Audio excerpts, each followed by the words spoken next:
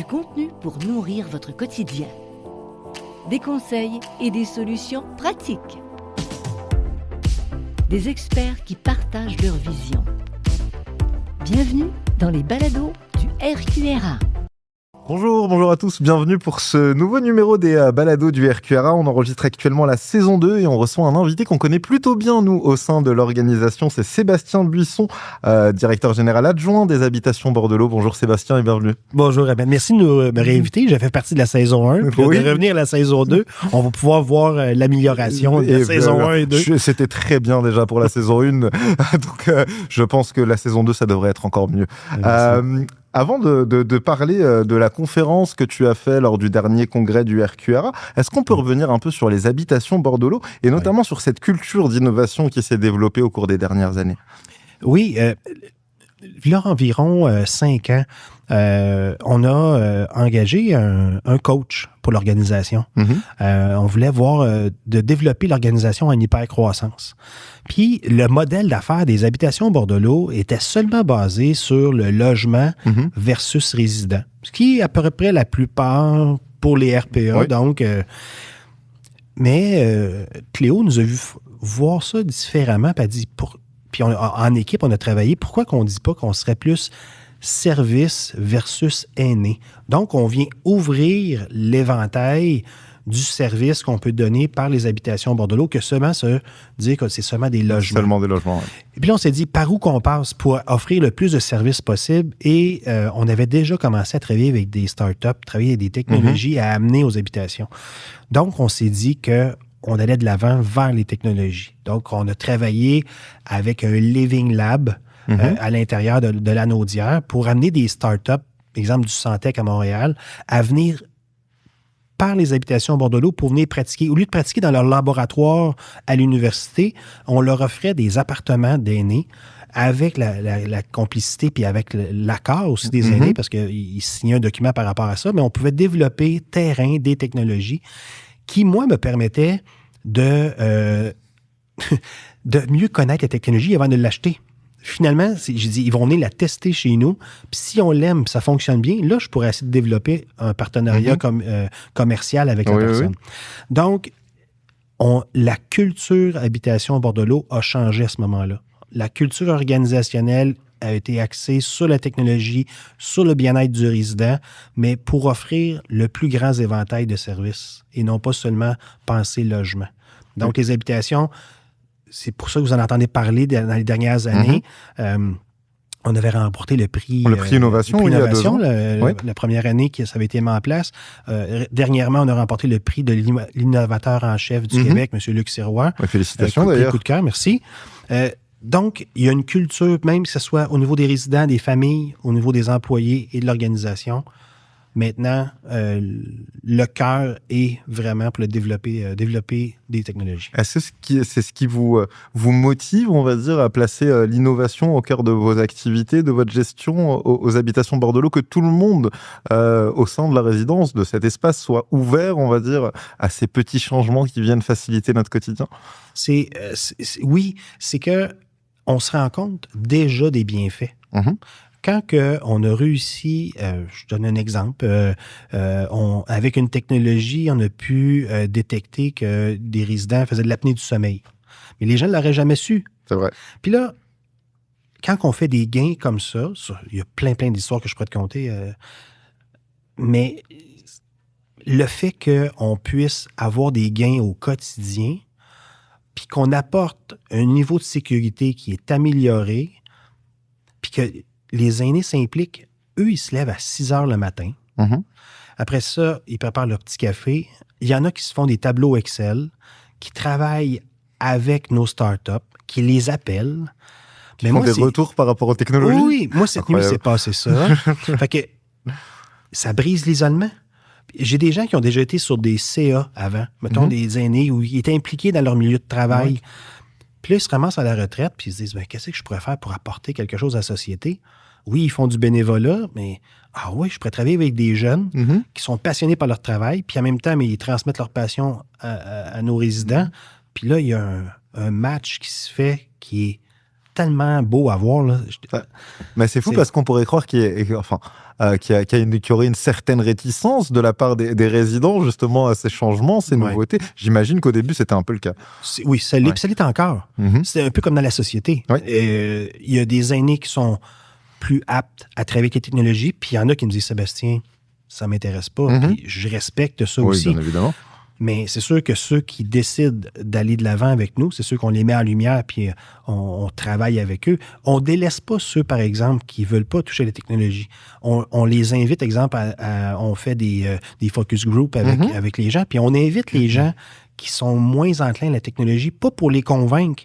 C'est que c'est comme dans la société. Si tout le monde dit oui, puis il n'y a pas personne qui remet en question quelque chose, si tout le monde dit oui, puis c'est d'aller sur le pont, puis tomber dans la rivière, mais tout le monde va suivre. Mais s'il y a quelqu'un qui nous avertit de quelque chose, à vous penser à tel élément, moi, ça ne m'intéresse pas, mais moi, c'est à cause de ça, que ça nous permet de mieux orienter notre projet. Puis d'orienter autant, on pourra en reparler tantôt, Ahmed, mais on travaille aussi avec des centres de recherche, avec des chercheurs. Donc, d'avoir une bonne éthique de travail dans la mise en place de technologies. Puis c'est ces gens-là, des fois, qui sont, je ne peux pas dire plus négatifs, mais qui sont plus récalcitrants peut-être à la mise en place de technologies, mais qui nous permettent d'avancer autant que ceux qui aiment la technologie. Et quand vous échangez avec d'autres gestionnaires, est-ce que vous ressortez parfois peut-être des petites craintes, de la réticence par rapport à l'adoption de technologies quand vous échangez avec d'autres gestionnaires de RPA, notamment au sein du congrès du RQRA? Est-ce que vous sentez une petite crainte quand même ou... Moi, je sens que c'est nouveau. Puis présentement, j'ai l'impression d'avoir le bâton de pèlerin puis de dire suivez-moi ou engagez-vous puis testez chez vous pour que vous ayez le même plaisir que j'ai à avancer dans ce dossier-là. J'ai quelques personnes qui ont commencé à porter le même bâton de pèlerin. Il n'y a pas juste les habitations à bord de l'eau.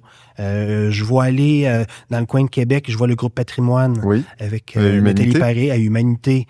Dans le coin de Laval, je vois Villa Sainte-Rose avec Jonathan Bélanger, avec son frère. Là, j'ai nommé ceux-là, mais il y en a d'autres qui ont commencé à développer aussi d'autres avenues. Mais les noms que je viens de dire là ressortent souvent parce que c'est un petit milieu, la technologie.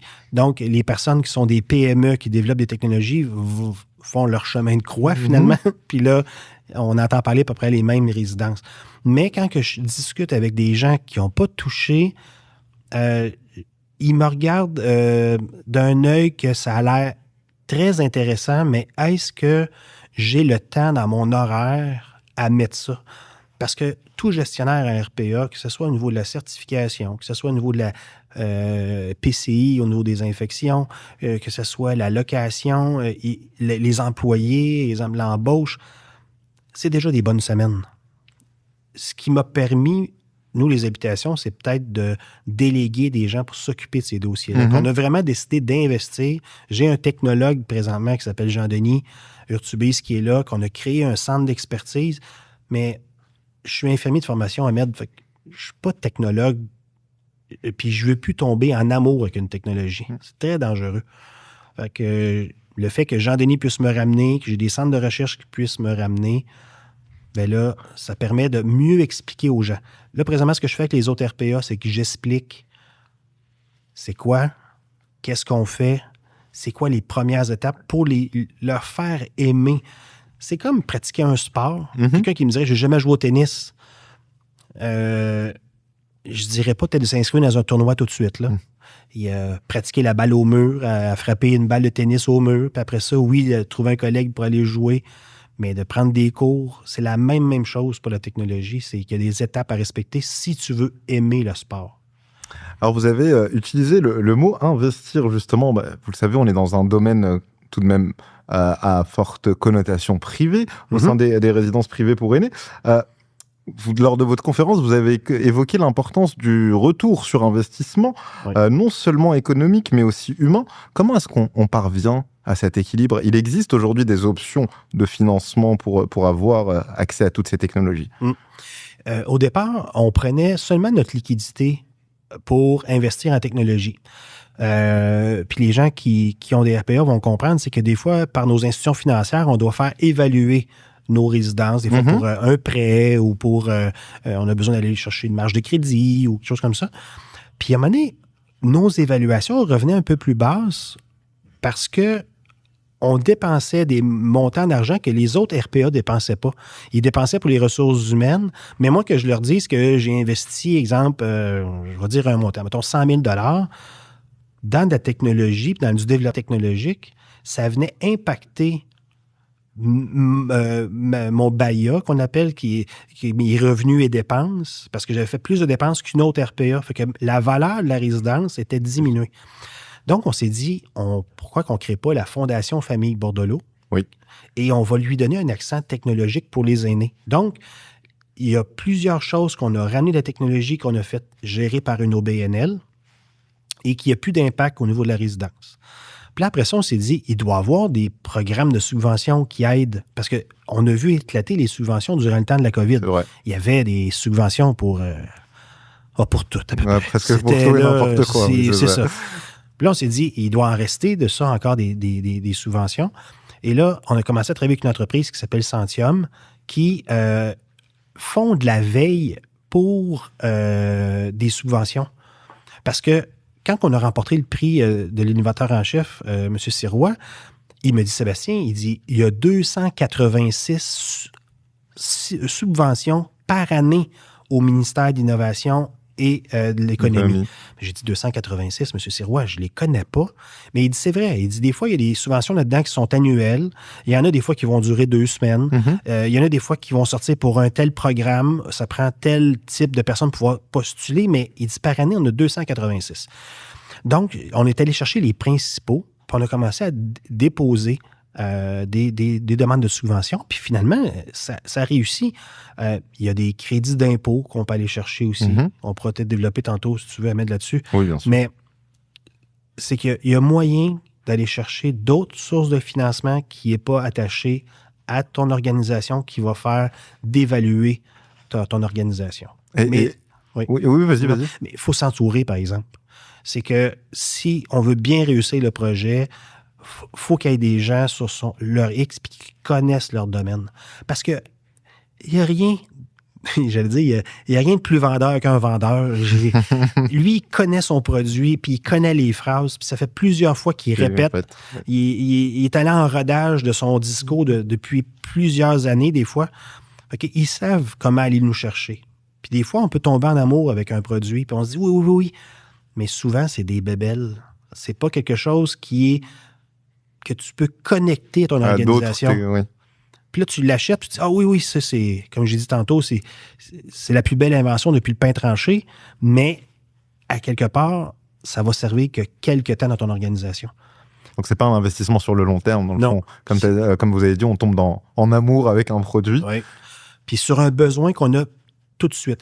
Exemple, il vient d'arriver un incident avec un résident, exemple, dans un appartement. Puis là, tu as des difficultés des fois avec la famille. Des fois, ça peut aller jusqu'au côté juridique. Quelqu'un qui t'arrive avec une technologie puis qui a une solution, là, tu dis, je l'ai. Je l'achète tout de suite. J'ai réglé le problème. J'ai réglé mon problème, je passe à d'autres choses. Non.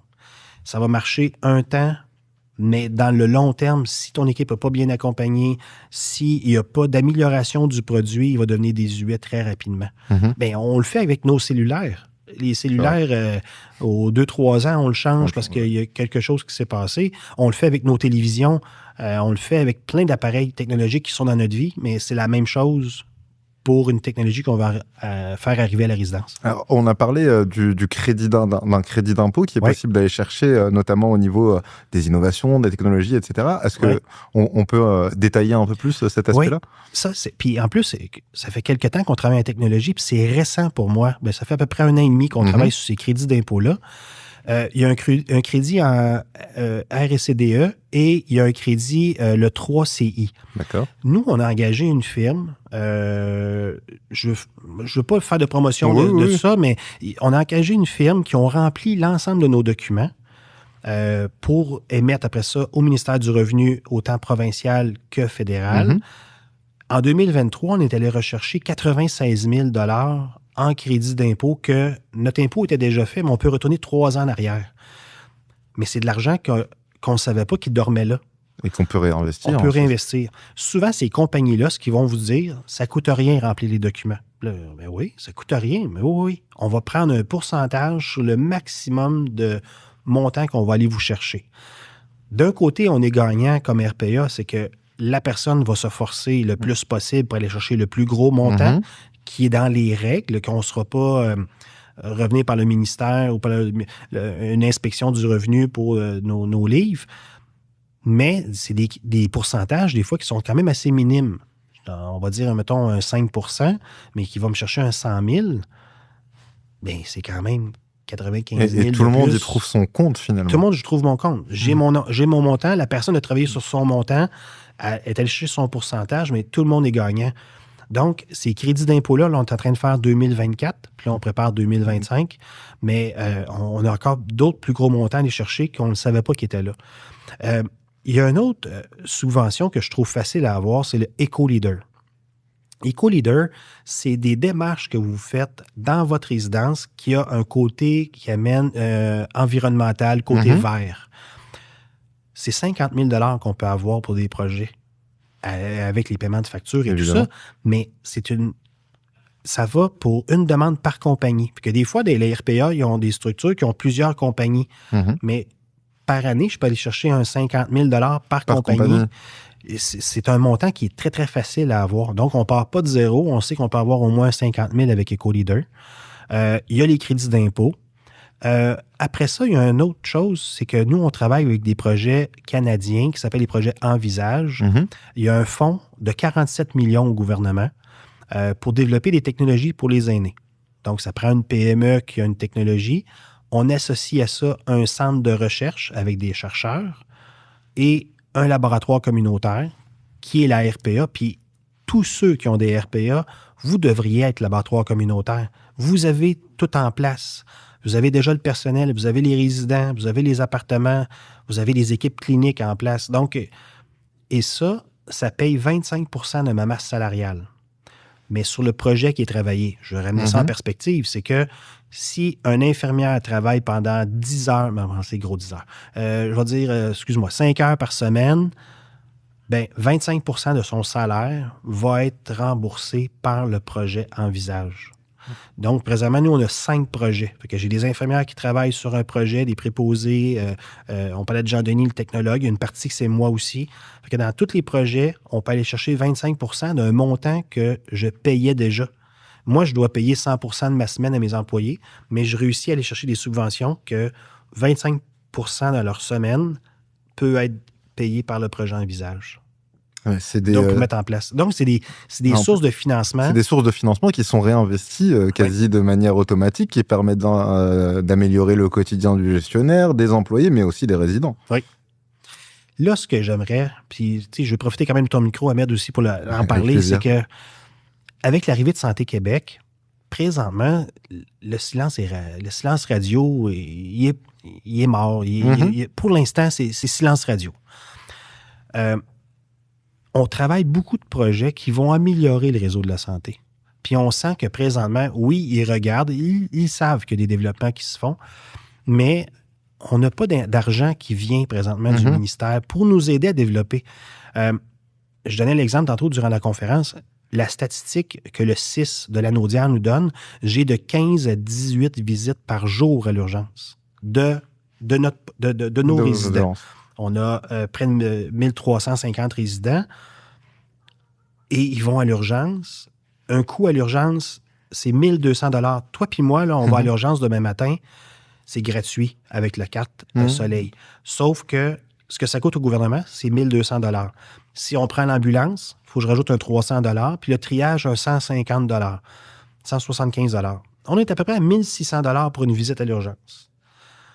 Quand on met en place des technologies puis qu'on réussit à garder l'aîné à domicile, à prévenir certaines choses, prévenir certaines visites, on aide présentement. Présentement, je prends de notre liquidité puis des subventions, oui, qui sont gouvernementales, à mettre des choses en place, mais c'est pour aider le réseau de la santé. Mais présentement, ils nous regardent, mais il n'y a pas d'investissement de leur côté. Puis je trouve que dans ces travaux-là, si on veut mettre un corridor de service en place, une nouvelle façon de faire au niveau du soutien à domicile, Il y a une nouvelle politique qui va sortir dans les prochaines semaines. Bientôt, oui. J'ai hâte de pouvoir lire ça.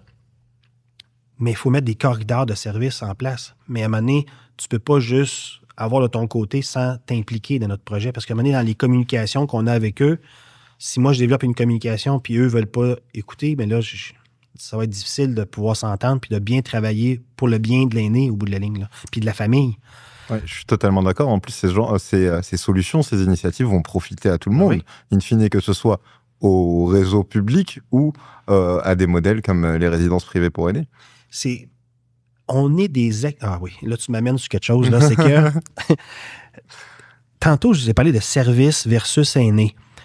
Les RPA, on est des experts en services aux aînés. Je suis d'accord. Quand la petite enfance, le gouvernement a développé le réseau des CPE. Ils ont mis en place des bureaux coordonnateurs. Ils ont mis en place le réseau des CPE avec des inspections qui vont voir dans les garderies. Est-ce que la barrière est correcte? Est-ce que ça donne-tu un accès à une porte extérieure et tout ça? On est des experts en service aux aînés. Avec la vague qui s'en vient, si vous voulez avoir des gens qui s'occupent déjà d'aînés, mais venez nous voir. Si vous avez des besoins particuliers, autant en soutien à domicile, en prévention, en enseignement, mais c'est nous qui travaillons avec les aînés. Et on fait partie de la solution. On fait partie de la solution. Mais présentement, je ne pèserai pas mes mots. Je pense qu'on est souvent vu comme étant un milieu privé et il y a un aspect pécunier à l'histoire. Là, c'est qu'on n'est pas des entreprises à but non lucratif. Oui. Donc, c'est difficile d'entrer dans le réseau. Présentement, ce qu'on fait, nous, c'est que je passe par un OBNL, je passe par la Fondation Famille Bordelot, puis on mobilise une région. Dernièrement, on avait une levée de fonds pour notre projet qui va s'appeler LUS. C'est un projet de soutien à domicile. On avait un objectif de 40 000 $. J'ai vu le montant. Tu as vu le montant? Ouais. La région s'est mobilisée pour aller chercher 132 000 $. Incroyable. Donc, le fait que la population parle, ils voient le bénéfice. Tantôt, je te parlais de la porte tournante qui amène directement de la résidence pratiquement tout de suite à la porte de l'urgence. Les familles là, qui sont à l'extérieur puis qu'on appelle « Votre mère est à l'urgence ». Je ne sais pas si c'est arrivé des fois avec tes parents ou quelqu'un. Ah ouais, mais là, il faut que j'aille passer ma soirée à l'urgence. Il faut que j'accompagne ma mère parce qu'elle ne peut pas rester seule à l'urgence. Des fois, elle a un problème cognitif. Il faut que je prenne congé du travail le lendemain puisqu'il faut que j'attende parce que je veux voir le gériatre qui va rencontrer ma mère. Après ça, des fois, ça peut être un psychiatre, ça peut être un ergothérapeute, un physiothérapeute avant qu'elle ait son congé.